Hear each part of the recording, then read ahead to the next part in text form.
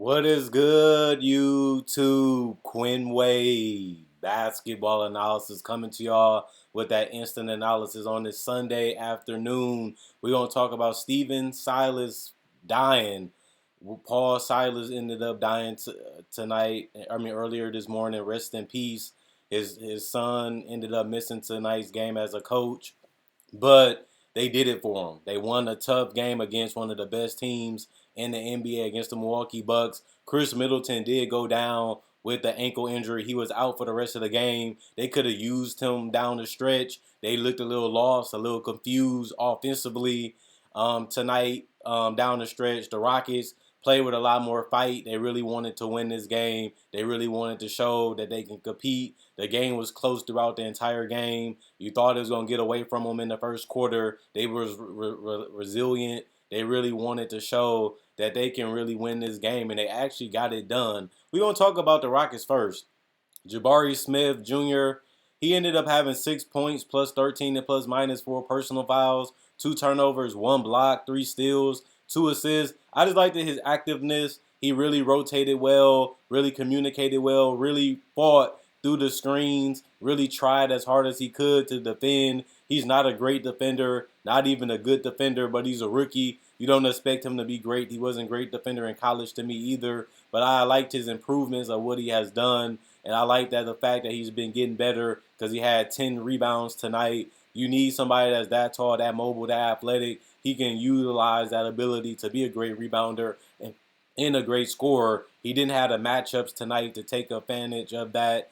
But, it happens. Every game is matchup based. Even in the playoffs, they don't have to worry about that this year. But at least they're still showing that they care about their season and they care about winning, even though they're having a terrible start. 4 of 4 from the free throw line for him, 0 of 4 from the 3-point line, 1 of 9 from the field. Alperen Sengun, 8 points, plus 2 and plus minus, 2 personal fouls, 1 turnover, 1 block, 1 steal, 3 assists, 8 rebounds, 4 of 10 from the field. You wish you would have seen more from him, but he did rebound the ball well, did anchor the paint as best as he could. He needs to be more active defensively and more communicative. When he's in the paint, he's more slow-footed, but he's mobile and nimble enough to where he can use his IQ to be a better defender. I would like to see him improve on that area since this is a rebuilding team. You want to show improvements.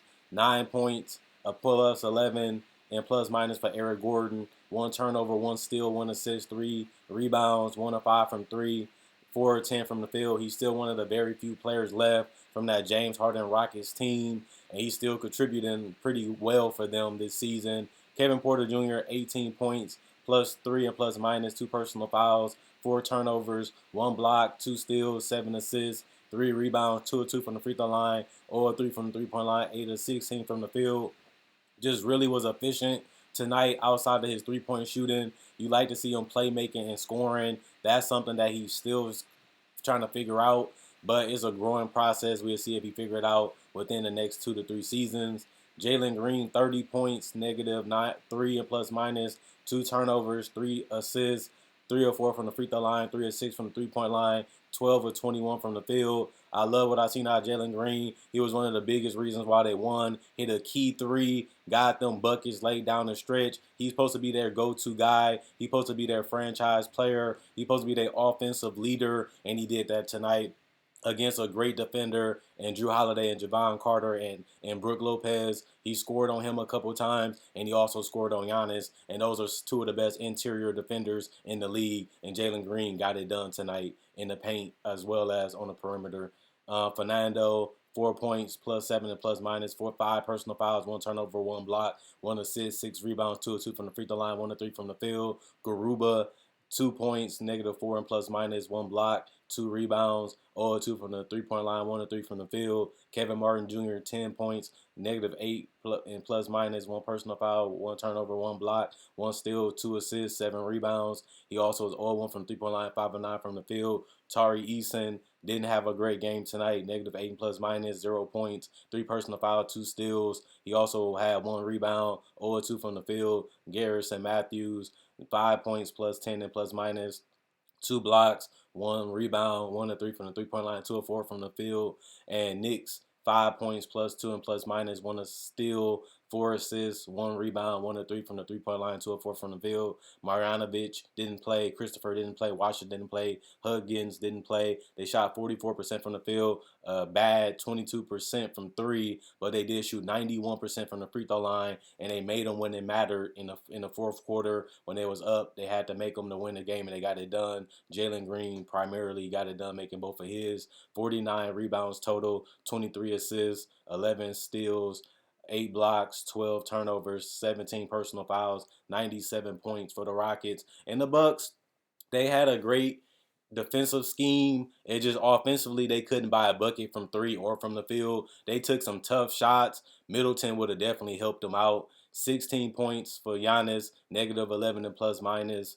5 personal fouls, 3 turnovers, 2 blocks, 1 steal, 4 assists, 18 rebounds, a dominant rebounding game considering that he was on a 30-point streak. It ended tonight, unfortunately for him. 2 of 6 from the free throw line, 7 of 17 from the field. Chris Middleton, 0 points, +3 and plus minus, 0 of 2 from the 3-point line, 0 of 2 from the field. You just get tired of Middleton missing games. They need him healthy. They need him ready to go so they can show that they're just as good as the Celtics. They have yet to do that outside of the first 3 weeks of the season. They have regressed. They have regressed defensively. They have regressed offensively, and they look like more of a beatable team. They're not blowing out teams because they can't shoot the three ball well, and that's one of the reasons why they lost this game. Brook Lopez, 7 points, +5 and plus minus, 2 personal fouls, 1 turnover, 3 blocks, 3 rebounds. Also, 2 of 2 from the free throw line, 1 of 4 from the three, 2 of 8 from the field. Drew Holiday, 25 points, +6 and plus minus, 1 personal foul, 5 turnovers, 3 steals, 8 assists, 6 rebounds. Also was 3 of 3 from the free throw line, 4 of 9 from the 3-point line, 9 of 20 from the field. He shot the ball well. He did everything that you need him to do. He definitely has played at an all-star level this season. He also defended well. It just they couldn't make shots and plays down the stretch, and that's one of the reasons why they lost. Grayson Allen got a turnover that helped them lose the game, but other than that, he was solid. 11 points, -13 and plus minus, 1 personal foul, 3 turnovers, 1 assist, 2 rebounds, 5 of 5 from the free throw line, 2 of 9 from the 3-point line, 2 of 12 from the field. He couldn't make a basket, but he did everything else pretty well to me. But he got to the free throw line when he couldn't make a shot from the perimeter or he couldn't make a layup. They really defended him well. Bobby Portis, another dominant game off the bench. He should be in consideration for the Sixth Man of the Year award. Has really been a double-double machine. 17 points, -5 and plus minus. 1 personal foul, 2 assists, 15 rebounds. So a double-double. 17 and 15 is just an outstanding performance from Bobby Portis. They needed him to step up because Middleton missed so much time, and he did that tonight. 2 of 2 from the free throw line, 1 of 5 from three, 7 of 15 from the field. Jordan, -5 and plus minus, 1 turnover, 1 rebound, 0 of 1 from the 3-point line, 0 of 1 from the field. George Hill, 0 points, -11 from the plus minus, 1 turnover, 1 assist, 2 rebounds, zeros across the board from field goal and free throw attempts. And Javon Carter, 9 points, +2 and plus minus, 2 personal fouls, 1 block, 1 assist, 2 rebounds, 3 of 5 from the 3-point line, 3 of 5 from the field. Just a great game from Javon Carter. I like what I've seen out of him um, this game. He really made some big shots when the game was close. He just disappeared in the fourth quarter. Pat Connaughton, 7 points, +4 and plus minus, 1 turnover, 1 steal, 1 assist, 3 rebounds, 1 of 6 from the 3-point line, 3 of 10 from the field. Serge Ibaka, Thanasis, and Marjan Beauchamp did not play. It was a coach's decision, even though they was healthy. They shot 36% from the field as a team, 27% from three, 77% from the free throw line. 52 rebounds total, 18 assists total, 5 steals, 6 blocks, 15 turnovers, 12 personal fouls, and they only score a measly 92 points. The Bucks just got to do better. They've been a lot more beatable. Teams are coming at them. They're playing them hard. They feel like they're confident enough to beat this team. Teams feel like the Bucks are a team that's great. They respect their defense and their work ethic, but this is a team that if you come and execute your game plan, you can beat them. You know, they've been getting beat a lot more frequently than in October, in November, and December. This team is a team that, especially without Middleton, you can definitely beat.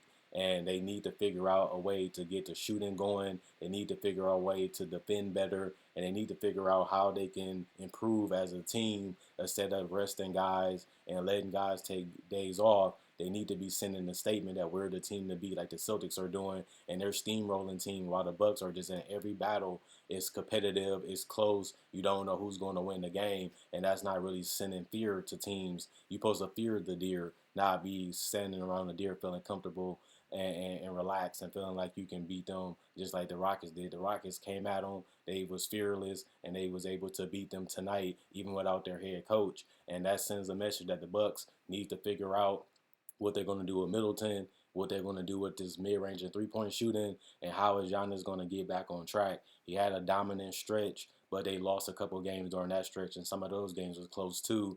The Bucks have shown that they can be capable of winning the title, but they're not that overwhelming dominant team. They haven't had too many dominant games. They had nothing but close battles and close wars. That's fun and exciting to watch because you don't know who's going to win, but it also shows you that the Bucks are not that far from being a team that's in the middle of the pack of the Eastern Conference. If another team makes a move, another team can take their spot or be on the same level. It's really the Celtics over everybody else right now, even after they lost to Golden State, just because their offense is just so fluid and just so burstful, while the Bucks is so stagnant and so predictable. It's just Giannis pick and roll with Drew Holiday, Javon Carter, and Chris Middleton, or isolation play. And even though it's tough to stop because of Giannis, it's still easier to defend because you know it's going to come. Other than that, like on Facebook, my Facebook will be in the description. Also, like on my Instagram. Follow me on Instagram. Follow me on Twitter.